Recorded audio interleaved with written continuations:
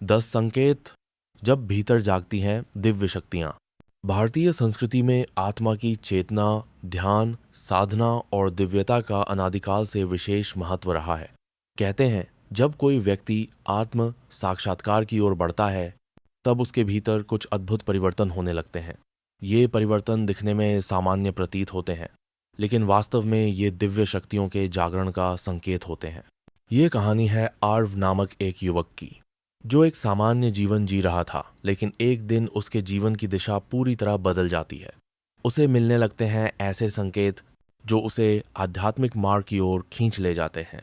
आर्व की यात्रा में वह जिन 10 संकेतों का अनुभव करता है वे धीरे धीरे उसके भीतर दिव्य शक्तियों के उदय का रहस्य खोलते हैं। एक अनजान ऊर्जा का अनुभव। आर्व एक 28 वर्षीय युवक था जो दिल्ली के एक कॉरपोरेट ऑफिस में काम करता था। उसकी जिंदगी नियमित थी, सुबह ऑफिस, शाम जिम और रात को सोशल मीडिया या वेब सीरीज। परंतु एक दिन अचानक जब वह ऑफिस से थका हुआ लौट रहा था तो रास्ते में एक वृद्ध साधु मिले। साधु ने बस एक ही बात कही, बेटा अब समय आ गया है, तेरे भीतर की शक्ति जाग चुकी है। आरव चौंका। उसने कभी आध्यात्मिकता के बारे में गहराई से नहीं सोचा था। उस रात उसने पहली बार ध्यान करने की कोशिश की और उसे अपने माथे के बीचों बीच एक गर्म घूमती हुई ऊर्जा महसूस हुई। यह पहला संकेत था। सपनों में दिखाई देने लगे संकेत। ध्यान के बाद उसकी नींद में अजीब बदलाव आने लगे। उसे सपनों में मंदिर, शिव मुनि, माउंट कैलाश, दिव्य रथ और आकाशीय संगीत सुनाई देने लगा। कभी वह स्वयं को एक गुफा में ध्यानस्थ देखता, कभी किसी युद्धभूमि में त्रिशूल लिए हुए। एक रात उसने स्वप्न में एक ज्योति देखी जो कह रही थी, अपने भीतर उतर, तुझ में ब्रह्म है। आरव को यकीन हो चला था कि ये कोई सामान्य सपने नहीं है, बल्कि आत्मा की दिव्य चेतना से जुड़े संदेश हैं। ये दूसरा संकेत था, संवेदनशीलता और अंतःकरण की जागृति। धीरे धीरे आरव को महसूस होने लगा कि वह लोगों की भावनाएं पढ़ सकता है। उसे पता चल जाता कि कौन दुखी है, किसे मदद चाहिए। कोई कुछ बोले बिना भी वह उनके मन की बात समझने लगा। वह खुद को बेहद संवेदनशील और करुणाशील महसूस करने लगा। इस बदलाव ने उसे भीतर से तोड़ भी दिया और जोड़ भी दिया। वह हर किसी की पीड़ा में खुद को शामिल महसूस करता। यह तीसरा संकेत था, अंतःकरण की दिव्यता का उदय, प्रकृति से संवाद। अब आरव का ध्यान पेड़ों, पक्षियों, हवा की गति और आकाश की चुप्पी में अटकने लगा था। एक बार वह अकेले किसी पहाड़ी पर ध्यान करने गया तो उसे एक कौवा पास बैठा दिखाई दिया। वह बार बार उसकी आंखों में देखता रहा, मानो संवाद कर रहा हो। वह समझ गया प्रकृति अब उससे संवाद करने लगी है। यह कोई कल्पना नहीं थी, बल्कि भीतर की ऊर्जा के संपर्क का परिणाम था। यह चौथा संकेत था, समय और संयोग की रहस्यमय चाल। अब जीवन में ऐसे संयोग घटने लगे जिनका कोई तर्क नहीं था। जैसे वह किसी किताब के बारे में सोचता और अगले ही दिन उसे वह किताब रास्ते में एक पुरानी लाइब्रेरी में मिलती।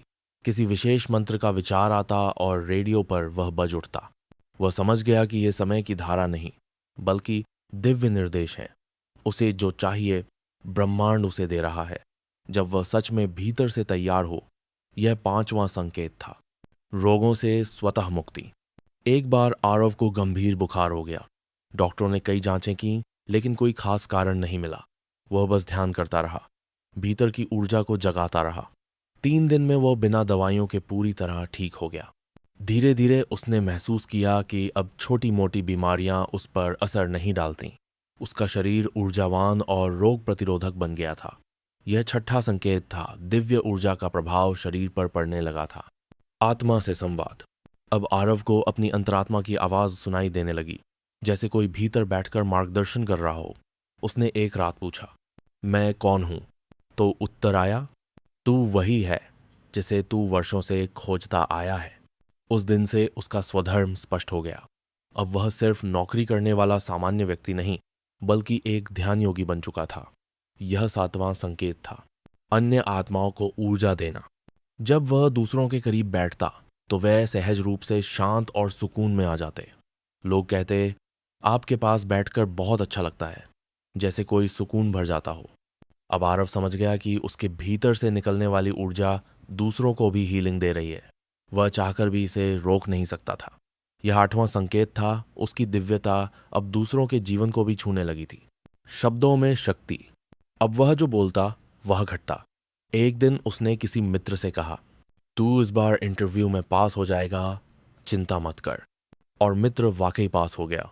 यह सिर्फ संयोग नहीं था, यह उसकी वाणी में सत्व का संकेत था। अब उसके शब्दों में शक्ति और आशीर्वाद का असर होने लगा था। यह 9वां संकेत था, ईश्वर का साक्षात आभास। एक पूर्णिमा की रात आरव गंगा तट पर ध्यान कर रहा था। वह ध्यान में इतना गहराई तक उतर गया कि उसे चारों ओर प्रकाश ही प्रकाश दिखा। कोई आकृति उसके सामने प्रकट हुई और बोली, जो तू है वही मैं हूं। परमात्मा तुझ में है और तू मुझ में। अब तुझे कोई बाहर नहीं ढूंढना। उस क्षण आरव की आंखों से आंसू बह निकले। उसे आत्म साक्षात्कार हो गया था। यह अंतिम और सबसे महत्वपूर्ण संकेत था, ईश्वर से एकत्व का अनुभव, धर्म का मार्ग। आरव ने अब कॉरपोरेट नौकरी छोड़ दी थी। वह हिमालय चला गया और एक छोटा सा ध्यान केंद्र बनाकर वहां लोगों को साधना, सेवा और आत्मज्ञान का मार्ग सिखाने लगा। उसके जीवन का उद्देश्य अब केवल एक था, धर्म का मार्ग दिखाना जो भीतर से दिव्यता की ओर ले जाए। 10 संकेतों का सारांश। एक, माथे पर ऊर्जा केंद्र, अजना चक्र, जागरण। 2, जड़, दिव्य सपने, ब्रह्म से संवाद का आरंभ। 3, बर्थ, संवेदनशीलता, करुणा और अंतःकरण की शक्ति। 4, हेजिज, प्रकृति से संवाद, पंचतत्वों से जुड़ाव। 5 में संयोगों की बा, ब्रह्मांडीय समन्वय। 6, रोग, मुक्ति, शरीर में ऊर्जा संतुलन। 7 डोर्स, अंतरात्मा की आवाज, स्वधर्म की पहचान। 8, दूसरों को ऊर्जा देना, हीलिंग शक्तियों का जागरण। 9, वाणी में शक्ति, सत्व वाणी का उदय, ईश्वर से मिलन, आत्म साक्षात्कार। अंतिम संदेश, जब तुम्हारे भीतर की शांति बाहर की शांति से ज्यादा गूंजने लगे, समझो दिव्यता तुम्हारे निकट है। धर्म कोई बंधन नहीं, यह भीतर की यात्रा है और हर संकेत तुम्हें उसके और पास लाता है।